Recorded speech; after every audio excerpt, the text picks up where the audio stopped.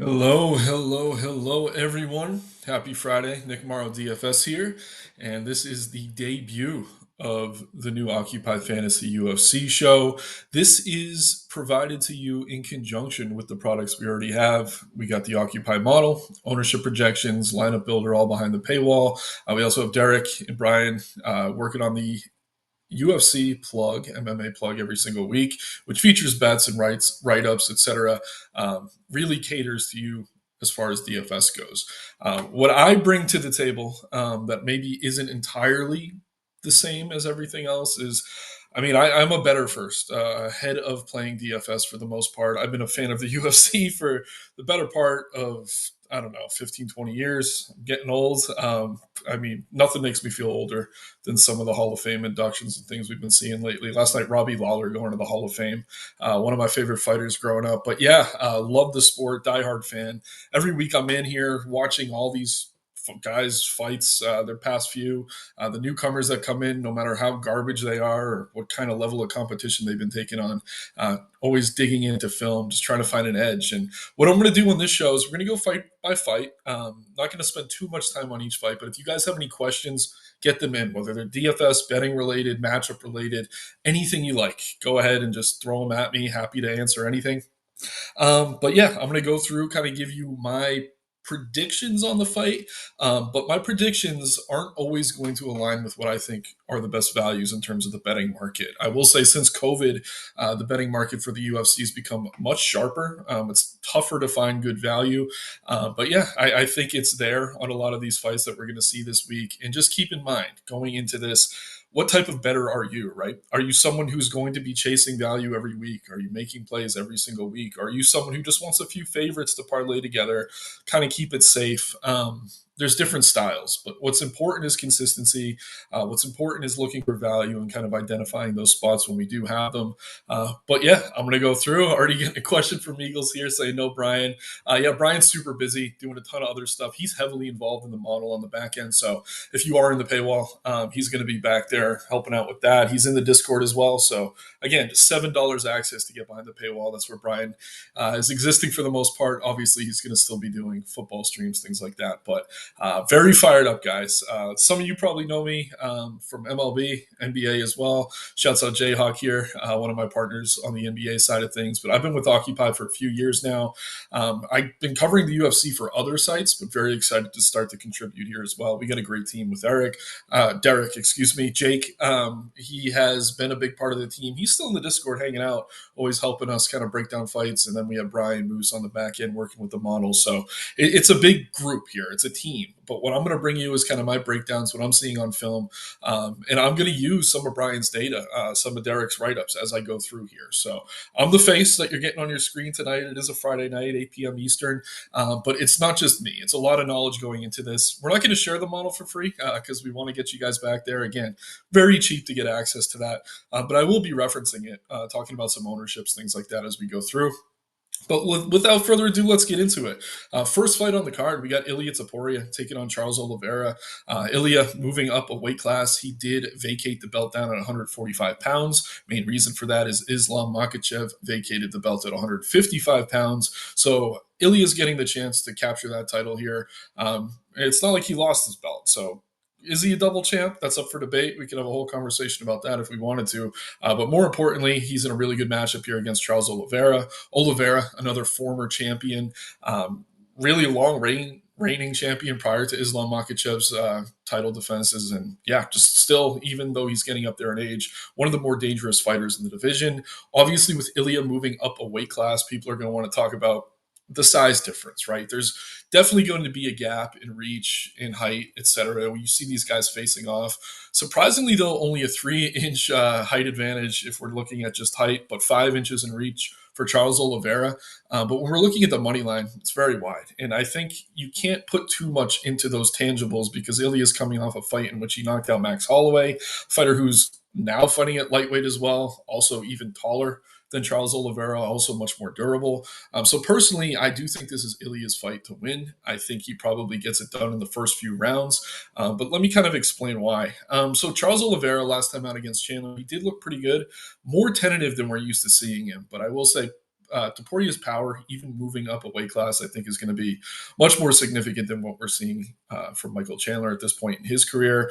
And again, Topuria, not only does he just have one-shot power, like Michael Chandler kind of spams the overhands, he spams the hooks. That's where he finds his knockouts. I mean, Topuria does a great job mixing in the body work, using leg kicks to kind of set up his combinations. He builds into his KOs, works low, kind of gets high from there, and then he finds the chins of his opponent, knocking out Holloway and Alexander Volkanovski. Obviously, not an easy task to do either of those things. But Charles, I mean, you could argue he's a little bit disrespected on the money line here, right? I'm looking across the books right now, plus 300 or better in terms of wider.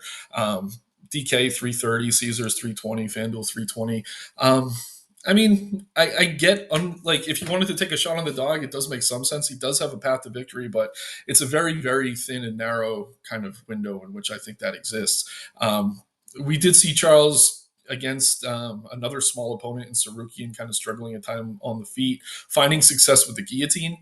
He's really good in the clinch, but he's not going to be using his length if he's fighting in the clinch here. And if you're going to take into account when he's been talking about coming into this fight, he wants to march forward, which is probably the worst thing you could do against someone like Topuria.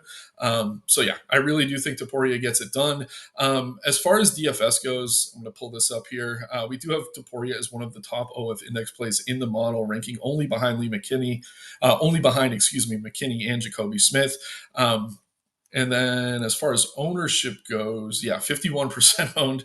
Very, very popular play. I did actually have some notes here from Brian. Shouts out Brian. I know a few of you were asking about him. But yeah, so in large field GPPs on these pay-per-view cards where we have 2 5-round fights, the easiest way to get different is playing just one of the 4 5-round fighters. Best chance of hitting and being unique without holding a loss in your lineup. The next best approach is to hold 1 favorite and 1 underdog in those 5-round fights, then 2 dogs, then 2 faves, then 0 in that order. And that's based on historical data. I think we're all kind of in consensus on this card. We really like Ilya here. But if we're looking at his game log in terms of how he's been scoring, it's kind of surprising to see he's not necessarily breaking 100 points consistently. I mean, against Holloway and Volkanovski, only 94 and 97 points respectively. Obviously, a really good score against Emmett. That's a fight that went 5 rounds. Mitchell had the grappling going there, and then Jai Herbert. I mean, we're going back far now. I don't want to go too far back. Usually my rule for film is to watch 3 of their most recent fights unless there's something stylistically I'm looking for. And that's kind of how I think we should approach DFS for the most point as well. But again, the whole reason I'm bringing this up is because you have to kind of compare him to the other plays that are priced in that range, right?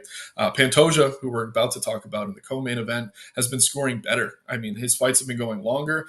He's also finding finishes, but I think even in a 5-round fight, he's likely to outscore Topuria, even if Topuria is getting a 2nd or 3rd round KO. For Topuria to hit value, he probably needs a knockdown or 2, and probably needs a 1st round finish. For Pantoja, I think there's clearer paths. So if you're looking to get different in large field GPPs, as much as I think Topuria is the side, I actually think Pantoja is probably the better play in terms of DFS. But we'll keep talking about DFS as we go through all of these fights. I wanted to talk a little bit more about the betting angles here. So you could tie Ilya into parlays, I think, mostly because it's the last fight on the card. If you wanted to hedge out, it's very easy to throw a few bucks on Charles at plus 300 or better, and kind of put yourself in a good position to make money no matter what happens. But looking at some of the props, my favorite is under 2.5 rounds. Depending on what books you have available, Betway actually is a minus 165 right now under 2.5. To me, that's probably the best way to kind of attack this. A lot of books have fight not to start round 3 if you're using one of those parlay builders or something like that. FanDuel right now actually has minus 154 not to start round 3. I think that's a really good bet. And obviously, that's kind of the win condition for Ilya. So you're still on the Ilya side, but if something happens, maybe Charles catches him in a guillotine, you're covered either way. Could this fight go longer? Yes, but I don't know. I tend to think that more likely than not, we're getting the KO from Topuria in the 2nd or the 3rd round. And that is more so if we're going to believe Charles that he's going to walk forward here, because he was much more tentative against Michael Chandler. Chandler actually had some success in that 5th round, which to me is not a great thing to see. And I will say this as well. I mean, Oliveira is so cheap. Like when you're hunting for underdogs on certain cards where there's not a lot of good ones, just go with the talent sometimes. 6,900 for a guy like that, no matter who he's fighting against, there is some merit to it, especially at low ownership. But for me, there's a lot of good underdogs on this card. So I'm not going to be heavy on Charles in any way. I like Topuria. I don't mind tying him into parlays. But I think the best way to play this is maybe not to start round three or under 2.5, depending on what books you're looking at. You can take the Topuria by KO, but he's the type of guy who could be spiteful. He could chase the submission just to get a submission over the guy with the most submissions. Saying submission 3 times in one sentence, obviously a little bit goofy, but yeah, I mean, Topuria by KO is minus 175. If you're going under 2.5, you're getting an even better number, and that also covers the submission if it were to happen. Topuria inside the distance around minus 270 to minus 300, depending on your book. So again, really fun main event. Two super talented fighters. Just feels like their careers are kind of headed in opposite directions. Topuria coming off 2 really impressive wins, and this is kind of an even more favorable matchup for him. Obviously, Max, one of the better defensive strikers there is, one of the best chins in the history of the sport. Topuria was able to close the distance and knock him out. I think Charles is very hittable. And Topuria, if you remember when he came into the UFC, he was a grappler first. So I'm not super concerned about the submissions. So yeah, let's keep going through here. Going to talk through all these fights. Eagles saying 11 fight card. Sucks to see for DFS if we can get a solo win. Yeah, it is tough on 11 fights, right? But I will say this, there's more live dogs on this card than most of what we've been seeing lately. One of them comes in the co-main event here. Kai Kara France taking on Alexandre Pantoja. This is going to be Pantoja's 4th title defense. Some may argue Kara France not necessarily the most deserving of the title shot here, coming off 1 win. He's just 1-3 in his last 3 fights. That doesn't necessarily matter, right? We could go back to the Jack Della Maddalena fight. Many thought he wasn't necessarily deserving of that title shot, only got it because of the injury to Rachmanov, but he capitalized on the moment and he got it done. So what I will say about this matchup is Kara France's greatest strength is his power. As a flyweight, he has true knockout power. Can't say that about most flyweights. But Pantoja, historically the best chin maybe in the history of the division, never been KO'd. I don't think he's even been subbed, so he's never been finished. So if Kara France is going to pull this off, it's going to have to likely come via decision, which makes him a pretty interesting underdog here for DFS purposes. This could very likely go 5 rounds. My personal kind of gut feel is that Pantoja does find his back. It's just going to be a matter of if he can get the choke from there. We've seen Pantoja in his recent wins, going back to the Asakura fight. I mean, he's one of the best back takers in the division, in the entire roster, honestly, regardless of division. But yeah, over Moreno, Royval, I mean, able to find his opponent's backs. Kai Kara France, excuse me, has done a good job kind of defending against submissions, but I don't really think he's faced any grapplers on the level of Pantoja when it comes to jiu-jitsu. What I will say is I think Kara France might have a slight cardio advantage here. So if Pantoja's super aggressive in chasing takedowns and submissions, he could start to fade as his fight wears on. Kara France has an 88% takedown defense, which obviously is one of the best in the division, if not the best on the entire division, excuse me. But yeah, I mean, outside of that KO power, I think Pantoja is the better technical fighter everywhere. So it's interesting. I think Kara France can match him on volume. I think he has the power to score big moments and maybe look good on the cards, but it's going to be a question of how aggressively is Pantoja going to chase the takedowns. If he does take Kara France down, how quickly can Kara France work back to his feet without giving his back up? Looking at the money line right now, minus 265. It's kind of all over the place. Minus 225 at Caesars, which is the best price you're going to find on Pantoja. But yeah, I do think Kara France, even though he's 1-3 his last 3 fights, I think he's live as an underdog here, more so than I would say Charles is live, obviously, with the money line being closer. That's no surprise. But that fight against Albazi, I think most people thought Kara France won. I was on Albazi there, cash, but didn't feel great about it. So very, very interesting spot. And like we said earlier, good way to get different. Don't play both favorites in the main events. I mean, go with one of Topuria or Pantoja. Personally, I think Pantoja is the better DFS play just because of how well he's been scoring. We're looking here 1, 2, 3, 4, 5 fights in a row over 100 fantasy points. He's also cheaper than Topuria. And yeah, I mean, he's going to probably secure a few takedowns here. It's not easy to take Kara France down, but that's going to be a part of his game plan. So he's someone I definitely want to get exposure to. Checking out some of the graphics here, we got Pantoja as the highest owned play on the entire slate, 56% owned. So if you're looking to get different and you want to play Pantoja, maybe leave some of these other guys out of those lineups. Obviously, I don't think we have any underdogs here. Van was an underdog when prices came out, which is why he's so popular. But if you're playing a guy over 50%, looking to get different on an 11 fight card, probably makes sense to maybe come in a little bit under in terms of the exposure, in terms of the ownership for the rest of your lineup collectively. But yeah, I really do think Pantoja probably gets it done. At the same time, I can't say I'm super confident. We've seen him kind of fade late in fights, even against Royval in a fight he was mostly dominating, kind of gassed in the fight where he captured the title over Moreno, a little bit gassy at the end there as well. So I do like Pantoja here. I think he gets it done. But I will say, if I'm picking an underdog in the main or the co-main 5 round, I do like Kara France more than I like Charles. I do like Pantoja, though, more than I like playing Topuria, again, because of the scoring, not because I'm more confident in him.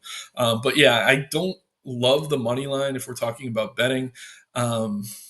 I don't know. The overs feel pretty good here, like over 3.5 minus 150. But in saying that, I'm like, if I'm on that, how confident can I be in Pantoja? Because again, I think Carter France becomes more of a live underdog as this fight wears on. So I got to pick up the speed here. I have a habit of kind of rambling, but again, I want to give you guys as much information as possible. Again, my pick here is going to be Pantoja. I think he gets it done, but not nearly as confident as maybe the money line suggests. If it was around minus 200, I feel a little bit better. I just think Cara France is a good striker, has good takedown defense, could probably be competitive. At the same time, Pantoja, I think, very live for the submission.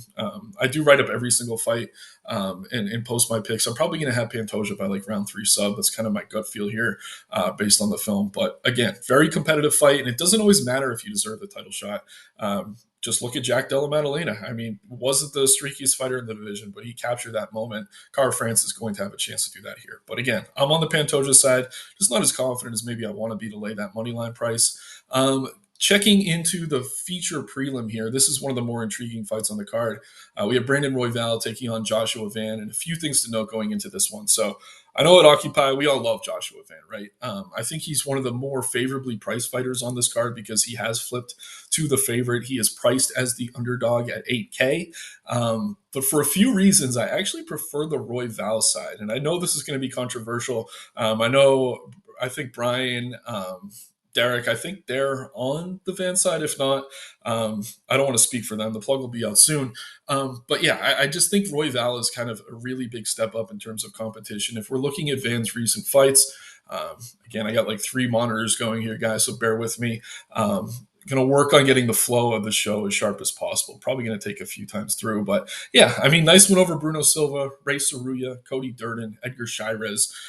Those are good wins, but really nothing all that impressive compared to what we're looking at. Royval's resume, Tyra, Moreno, lost to Pantoja in a competitive fight, wins over Schnell and Nicolau, who are whatever. But honestly, I rate those two over most of the ones that we're seeing out of Joshua Van. And Joshua Van, the one loss he had in that fight against Charles Johnson, he was caught when Johnson switched southpaw, and Brandon Royval, really good southpaw striker. So we're talking about technical striking ability. I do think Joshua Van is the better of the two, but most of Joshua Van's success comes in kind of wearing on his opponents, forcing them to kind of gas out. He almost didn't finish Silva, and I was someone with a Van inside the distant ticket. Didn't feel great about that one until he finally got that KO late. I mean, he scores great most of his fights, putting out ridiculous volume. But in a lot of ways, Royval is very similar. The difference is Royval is going to mix in the grappling. Van has a pretty solid takedown defense at 81%. It continues to improve, getting better in scrambles. But I don't know that the activity is a good thing here. So again, Van's taking this fight on short notice as a replacement for Manel Cape, who's injured, right? So he just fought on June 7th. He's cutting weight for the second time in 3 weeks, which is just not a good sign. It's funny, I keep going back to Jack Della Maddalena. I don't mean to, but he famously kind of underperformed against Basil Hafez because he had to cut weight twice in 2 weeks. We saw Elvis Brenner take out Guram, another guy who had to cut weight twice in 2 weeks. There's just a lot of examples of guys cutting weight more often than maybe they want or need to, and it kind of causes them to have lesser performances. is I actually believe the fight against Johnson was another fight in which Van took on short notice. Had a lot more time. He didn't have to cut weight prior, but short notice fight, not always a good thing for a young up and comer. Sometimes it is, but like I said, I think Van's greatest strength is his ability to kind of outpace and outpressure opponents. But Brandon Royval has kind of made a career of the same thing. Always comes out shot out of a cannon. Really good submission grappler. Wins over Carter France, who's on this card fighting for the title. Really competitive against Pantoja late in that fight. He did struggle to get the grappling going or to defend the grappling there early, but Van's not really someone who I expect to be mixing in the takedowns. We're talking about durability too. I mean, that KO against Johnson is kind of concerning. Royval does get rocked, but he doesn't really go out. So for me, I think looking at the ownership here, Van being one of the most popular plays on the slate, I get it. If you're playing a bunch of lineups, you want exposure, but Royval, half the ownership, and to me, the better fighter of the two, and we're talking about overall well-roundedness. Royval trains at elevation, really good cardio. If this was a 5-round fight, I'd maybe consider going to Van, but it's 3 rounds. So I just think the value, even having to pay a little bit more for him on DraftKings, is on the Royval side. And he's actually cheaper on FanDuel if you're building on FanDuel and also lower owned. So I really, really do like Royval here. I think on the money line too, if you're getting plus money, he's a pretty good bet. He's a favorite on DraftKings at the time I'm streaming this. Dog every other public book. So do some shopping. I mean, if you're really sharp, you could probably arbitrage it. Play both these guys at plus money and just collect a little bit depending on your limits. That's another way to cover it. I think more often than not, this fight does go the distance. But yeah, I think if there is a finish here, it's probably a submission on the Royval side. And the odds on that to me are just insane. Plus 800. Again, you shouldn't be making huge plays on these really wide numbers, but to me that just seems a little bit off, knowing that the grappling advantage here is significant. If Royval does rock Van, he's someone who does kind of go for the club and sub as well. So I think if you want to take a little sprinkle, a little shot on something, Royval buy sub. But I think as long as you're getting him at plus money, he's the value side here. But all that being said, I don't want to contradict the plug or the data too much. The model does really like Joshua Van, but again, super, super popular on DraftKings. And yeah, I mean, really good fighter. I've loved what I've seen out of him, but this does feel like a major step up in competition. Royval is someone who continues to be disrespected on the money line fight to fight. So just keep that in mind. I'm going to take a quick look at chat here. Appreciate you guys all tuning in. Yeah, Pantoja, favorite play on DK. Definitely with you on that one. Do you think Charles tries to keep himself away from the fence? That's what Topuria wants to do to knock him out. I mean, he could, but at the same time, I mean, I think Topuria could find the KOs in the middle of the octagon as well. Charles has talked about walking forward. Most of his success has come walking forward. So yeah, he could. But again, when you get in there, a fighter like Charles who just kind of sees red, it's tough to really know what to expect in terms of what he's going to be doing as far as a game plan goes. Appreciate you guys being here. Again, recording this on a Friday night, hoping that maybe we get some views after the fact, but really do appreciate you. Again, like the video, subscribe to the channel. Plug will be out, I imagine, a few hours from Derek. We do have the model behind the paywall with ownership and everything else. We'll talk through some of that as we continue to go through this card. Another really interesting fight here we have between Beneil Dariush and Renato Moicano. This fight was scheduled to take place, I think, at UFC 311. And because Arman Sarukian was forced to pull out, Moicano got the chance to take on Islam Makhachev. Dariush was kind of forced to kind of wait and sit on the shelf. So these are two guys who have game planned for each other for a long time, both getting up there in age. I know Dariush is the one with the gray hair, but these are two super similar fighters. And I have watched a lot of these guys this week, and if I'm being 100% honest, which I always will be, one of the tougher fights on the entire card to call. I think looking at the odds, Dariush now a significant underdog on DraftKings, which is interesting.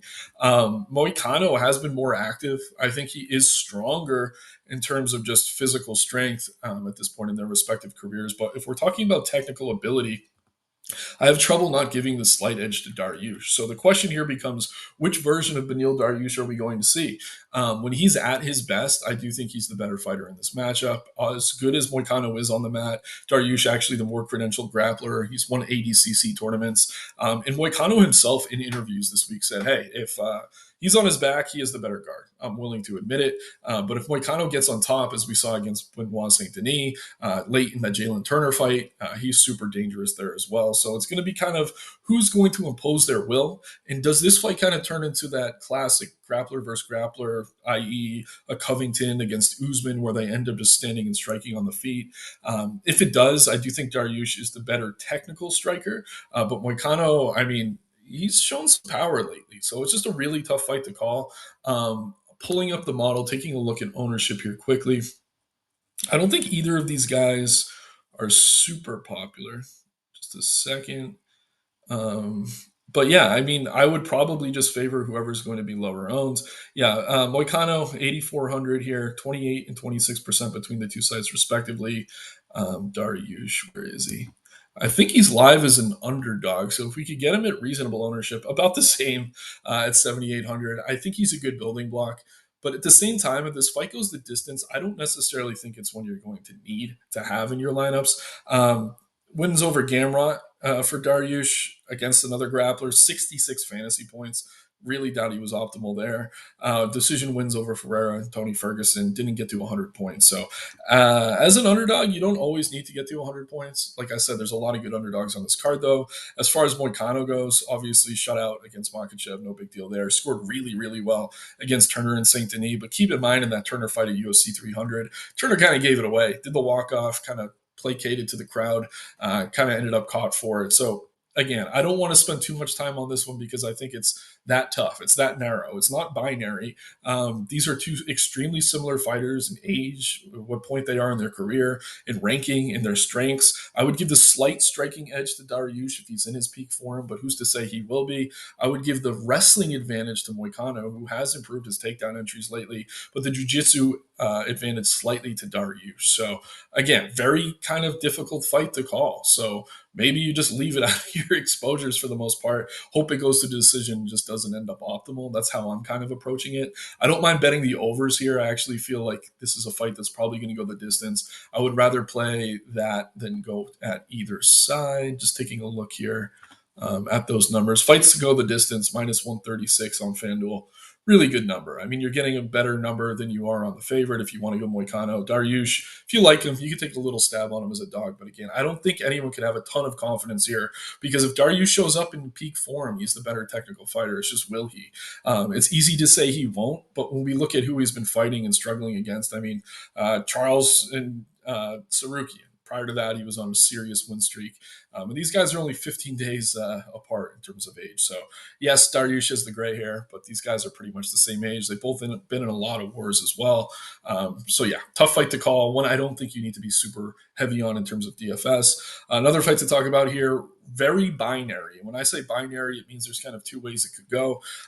In this case, it is very much a striker versus grappler matchup. So the question becomes, is the gap in the striking wider or the gap in the grappling? Peyton Talbott last time out, massive, massive favorite against Raoni Barcelos, 9,900. He had that price tag and he was terrible. It was unfortunate. Raoni, a guy who we always knew was good at grappling, just not someone who always leaned on that part of his game, finally did decide to lean on that part of his game and expose the holes in Peyton Talbott's grappling defense. Obviously, that was the difference in that fight. Felipe Lima, out of All-Stars in Sweden, famously the gym of Akamzat Kamaev. I don't know how much training they've done together recently, but they did spend time together early in Lima's career.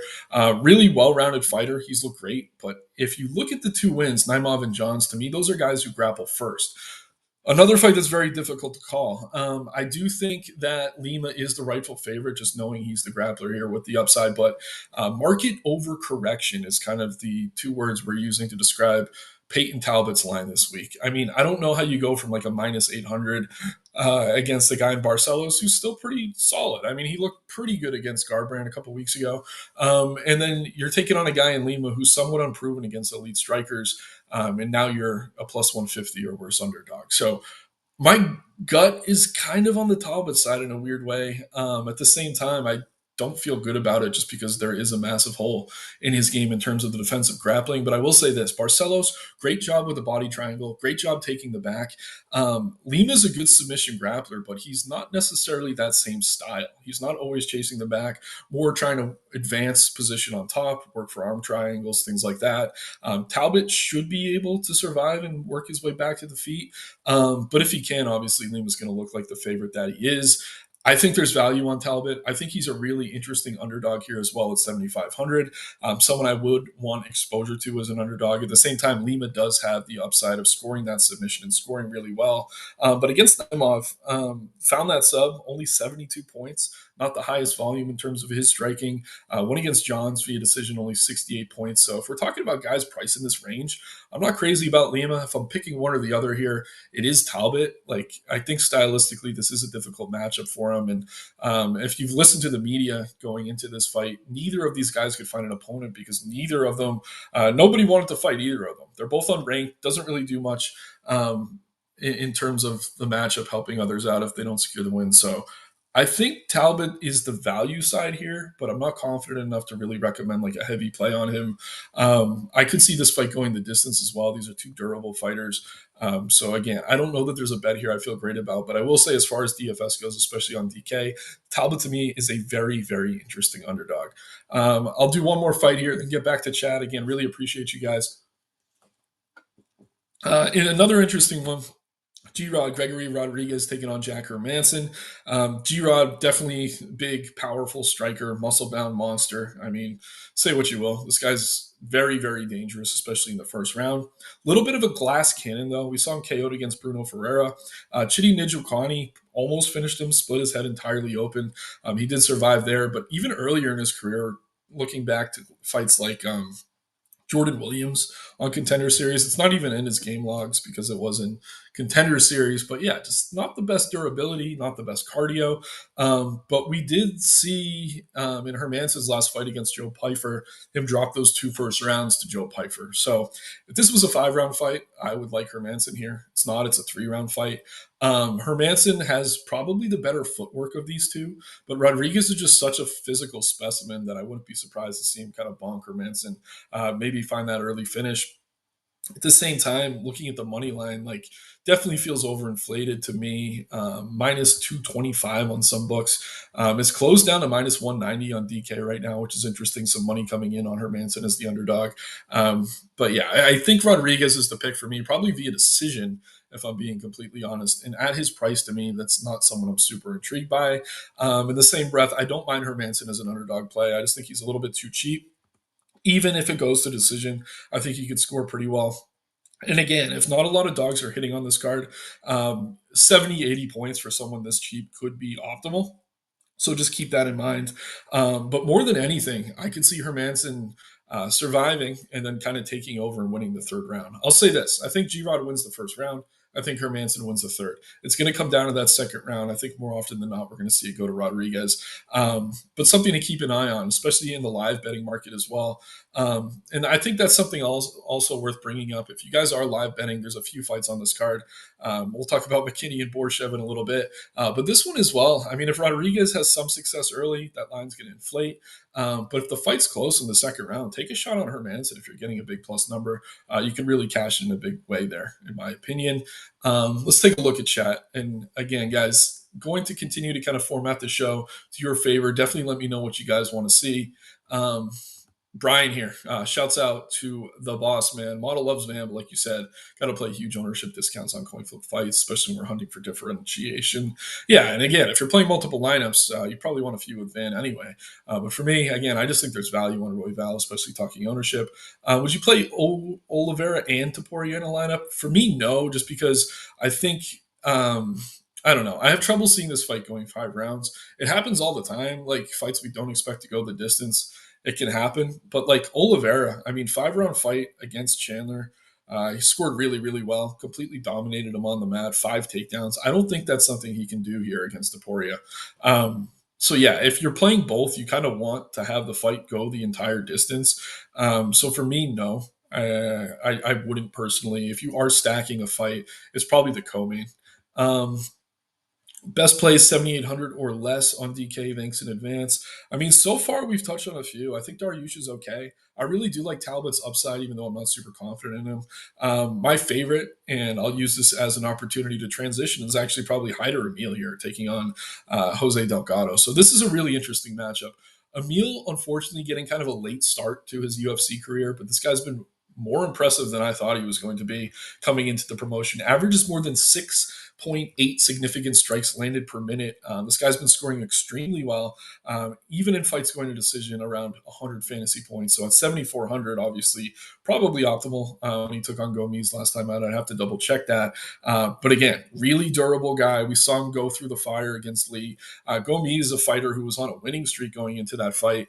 And Amil just continues to really impress. And on the other side of this, we have Delgado, who I think younger fighter, a little bit quicker in terms of moving in and out of range. But I think he's a little bit overrated on the money line. Coming off a win over Connor Matthews, no knock to anyone who steps in the cage, but Matthews to me, not necessarily someone who was ever UFC level. You go back through Delgado's early career, he has some nice flashy KO wins, but to me, not really on the same level of what we've been seeing out of Hyder and Meal. So I like the value on Emil here. I'm going to take a stab on him as the underdog on the money line. I think this line is closed a bit. Earlier in the week, there were better prices out there, looking at around plus 120, plus 130 right now. I think more often than not, this fight goes the distance. The thing is, both these guys are very hittable. They're both extremely durable as well. So maybe depending on the referee, could get a bad stoppage or something like that. But I think we're going to see a war. But I've seen Emil go through the fire, right? We've seen him survive, last into the third round, taking damage and fight through. Delgado's been impressive with these fast wins, flashy KOs, but we haven't really seen him have to kind of go through that type of adversity. So to me, Hyder Emil, one of my favorite underdogs on this card. I really like the price tag on him as well. Taking a look at ownership, I don't think he's all that popular. It's come up. 37 on DK, 28 over on FanDuel. But again, you're getting him below that $15 threshold on FanDuel, below that 8K threshold on DraftKings. To me, one of the more live underdogs. This fight kind of close to a coin flip. I know I'm really touting up Emil here. Delgado's certainly live. But at the same time, I just think Emil is a little bit disrespected in terms of value. So he's going to be the pick for me. And to answer that last question, one of my favorite plays, under 7,800. So again, a lot of dogs that are live this week. Will they all come through? No.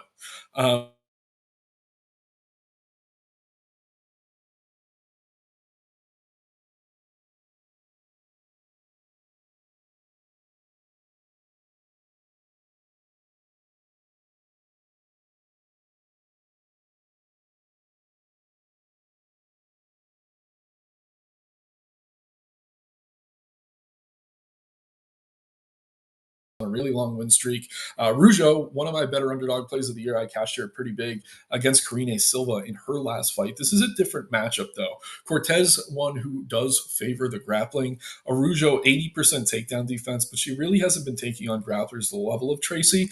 I hate to get too weird with the intangibles, but Cortez, someone who has a lot going on outside of the octagon. I think she's a Jose Cuervo sponsorship now, obviously big Instagram following, understandably so. Sometimes it's not a good thing. But what we've seen from her, she fights at a fight ready under Santino DeFranco, Eddie Cha, really good camp. They get her squared in. Her brothers both fought, one who passed away, one who's still trying to break into the promotion. He's actually had two contenders.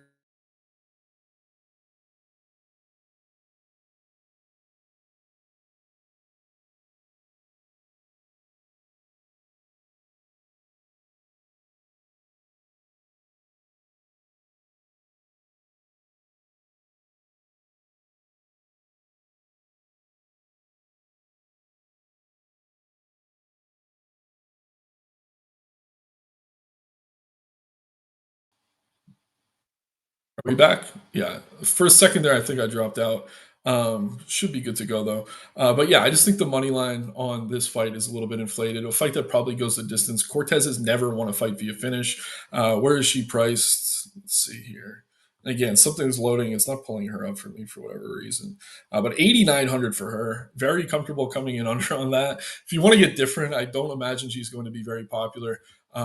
But yeah, another thing to keep in mind, T-Mobile Arena, very large percentage of the fans there will be Mexican. Tracy is Mexican. She's going to have the crowd behind her. She has won a ton of very close decisions. I think, if anything, maybe better to win by split decision if you're really trying to squeeze some value out of this, because her to win by decision is like minus 200. It's not any different than the actual line. But if you look for the split price, I don't know that Best Fight Odds has it up right now. That's probably the best way to maybe squeeze some value out of this one.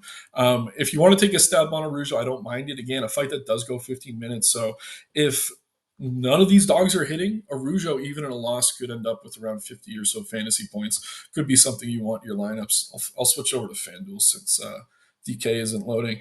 But yeah, I think she's just overpriced, Cortez. I think she gets it done probably by decision. If you're looking to value better, maybe by split decision. But again, probably goes 3 rounds. The way the judges are, especially in women's MA, never know. But again, Mexican crowd should be in her favor. Not going to spend too much more time on this one. But yeah, next fight on the card here, we got Borschev against McKinney. This is a super, super interesting fight. And we talk about binary striker versus grappler. This one to me is binary in first round or over, right? So McKinney, one of the best one-round fighters in the UFC. Me and my brother joke like if the UFC was 1 round, this guy might be ranked. He might be a champ. Wouldn't be a champ, but you know what I mean. He'd be up there. So again, Borschev, someone who's shown really solid durability. We could go back to the Chase Hooper fight. That fight against what's his name who just fought kid from New York. Doesn't necessarily matter, but yeah, Borschev super durable. We've seen it time and time again, right? Not a guy who typically gets knocked out. Um, I'm really bothered not remembering the name of who he fought recently. Not a big deal. But yeah, again, McKinney early going to be one of the best plays on the entire slate, right? If he scores that quick win bonus, as we've seen him do time and time again, going to be someone you're going to want in your lineups. At the same time, not necessarily something you can expect or guarantee as he always starts to fade as the fight wears on.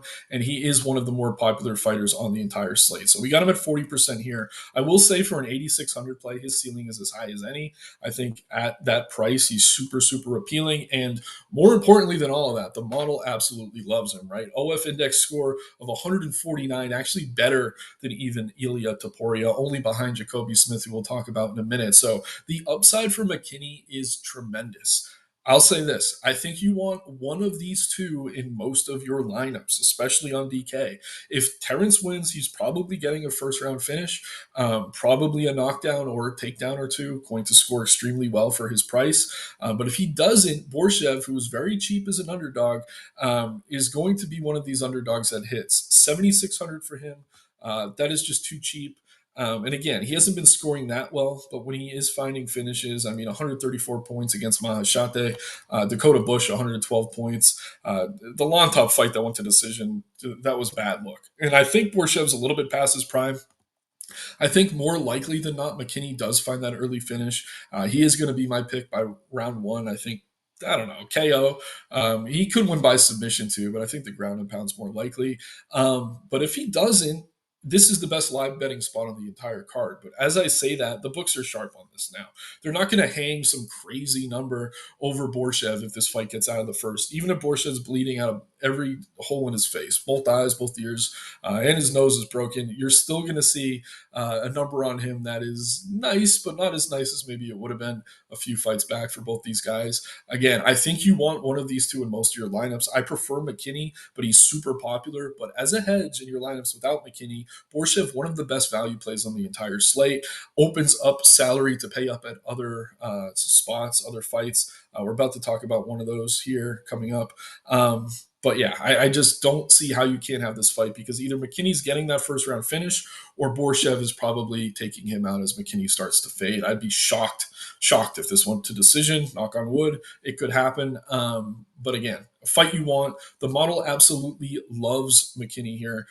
So keep that in mind. The FanDuel price and the DK price just too low for what his ceiling is. And we're chasing ceiling when we're talking about high risk contests. So McKinney, great play. But in your lineups without him, you're probably going to want Borschev. So I think this is going to be my highest like exposed pure fight on the entire card.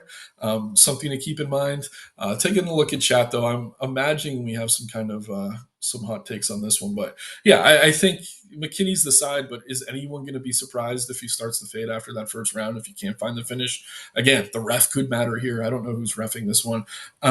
Some guys call things quicker than others, but to me, McKinney round one. And if you're betting it too, I like McKinney round one, or you could go under 1.5. Just going to quickly pull up that price. Under 1.5 is minus 200. McKinney round one plus 130, plus 140, depending on the book. So if you're betting McKinney, I wouldn't play the money line. Minus 180, minus 190. Go ahead, play him round one. And then play Borschev round two and Borschev round three. And if any of those hit, I mean, you could even play both of them in round two and really hedge your bet. But yeah, I just think it's so binary in that if it ends in round one, it's McKinney. If it ends in round two or three, it's Borschev. I would be absolutely shocked if this went to the decision.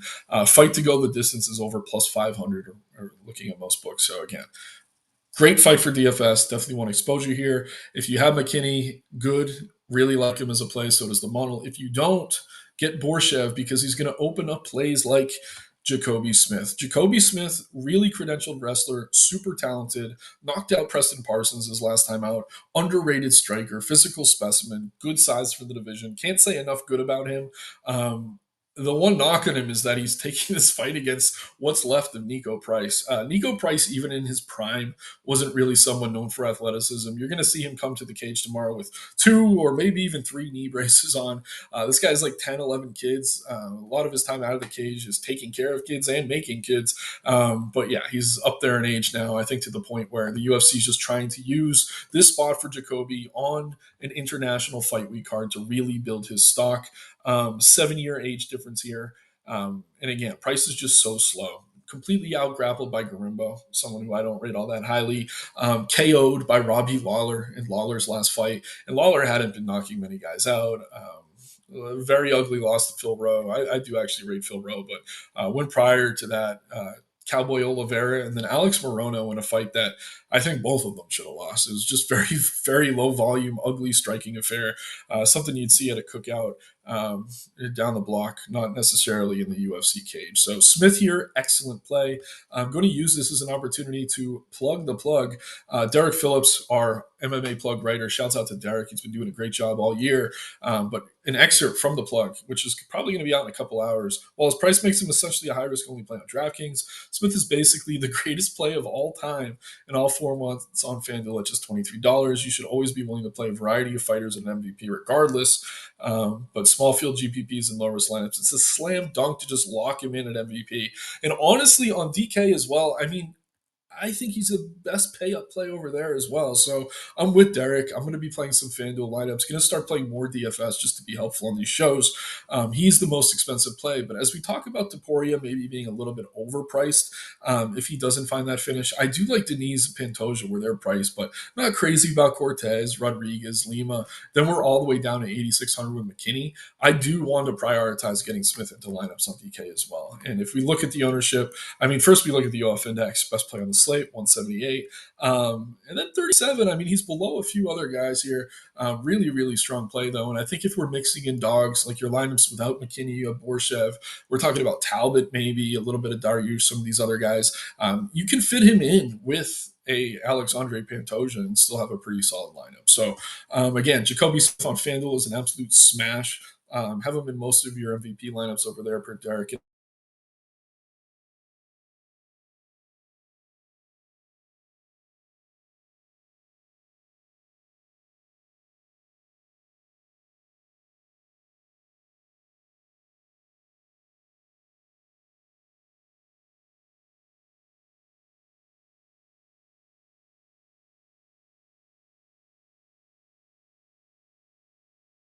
And if you're putting him in a parlay, that's not going to boost what you're making in that parlay. So maybe just don't do that.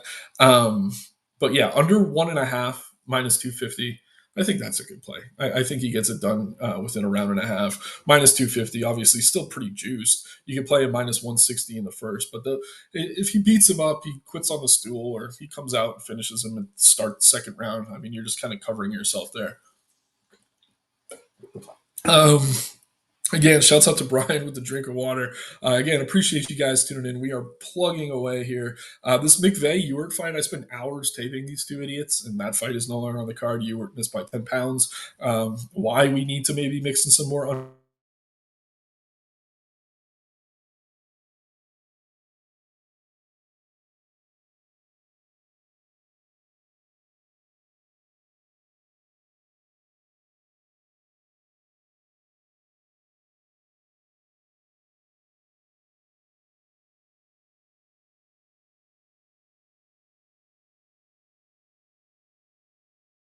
I think we're good to go.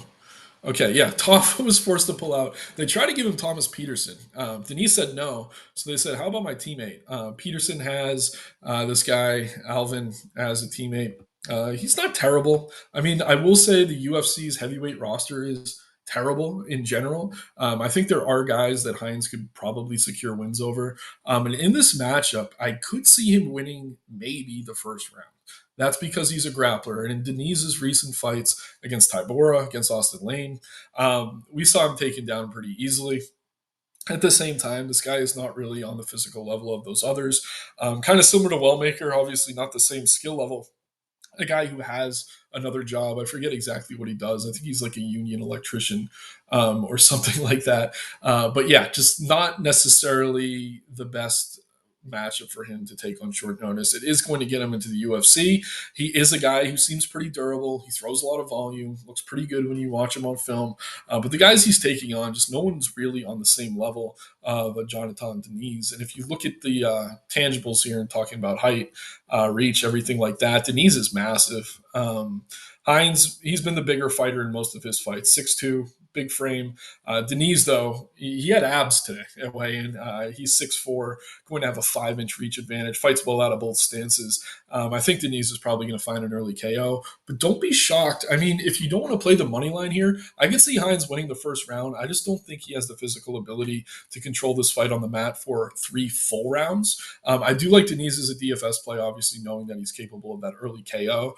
But if you're looking to find a live entry, Hines could maybe take him down a couple times early, and you're going to get a really good price on Diniz from there. Don't love the minus 350 again. It's heavyweight, it's relatively low level, most volatile weight class on the men's side of things. Obviously, women's side, it's a whole other conversation. But I think Diniz gets it done here. I just think this is too much, too soon for Hines, who is better than some of the guys on this roster. But if you remember Diniz, they were trying to match him up with Derek Lewis, or they did. They put him in there against Tybura.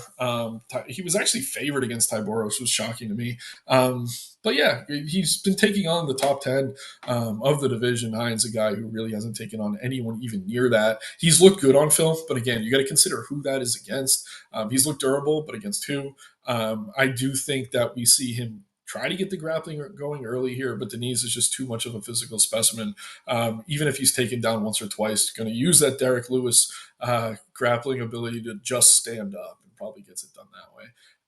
So yeah, I think we're through the fight by fight at about 50 minutes. Again, I want to kind of shorten this. I'm going to look for ways to kind of improve the show. If you guys have any ideas, anything you want me to talk through, please do. I'm going to go ahead and pull up some of these graphics right now, though. And again, got to plug the plug behind the paywall right here, right? Pointing above my head. Become a member at occupyfantasy.com. We get the slate breakdowns, the model, ownership projections, lineup builder, all for as low as $7 a week. And again, the plug will be out in a few hours.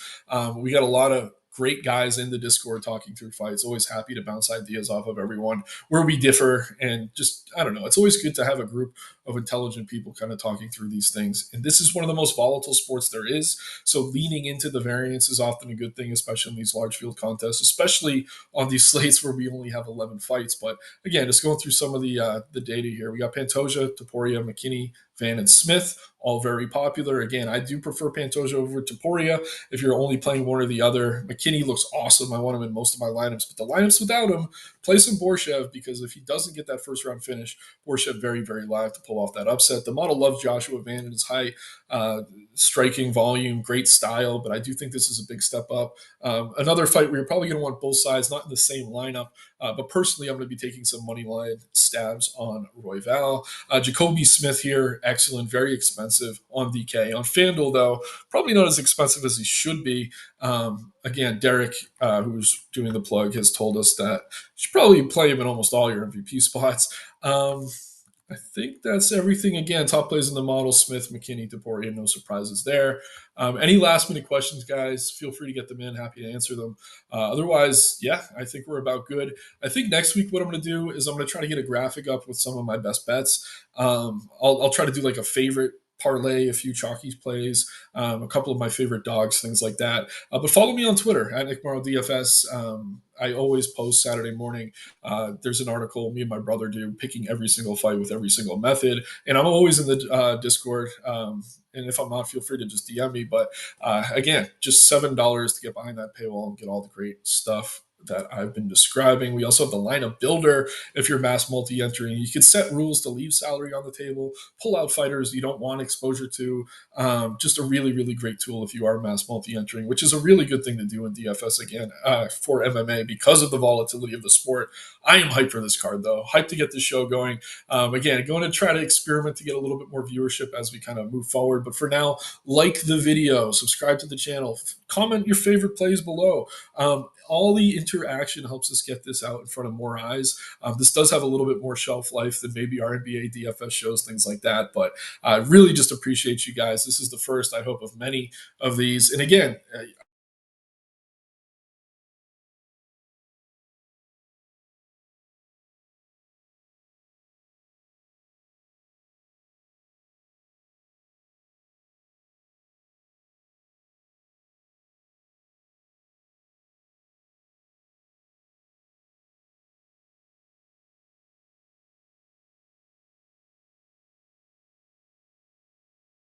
take care and good luck.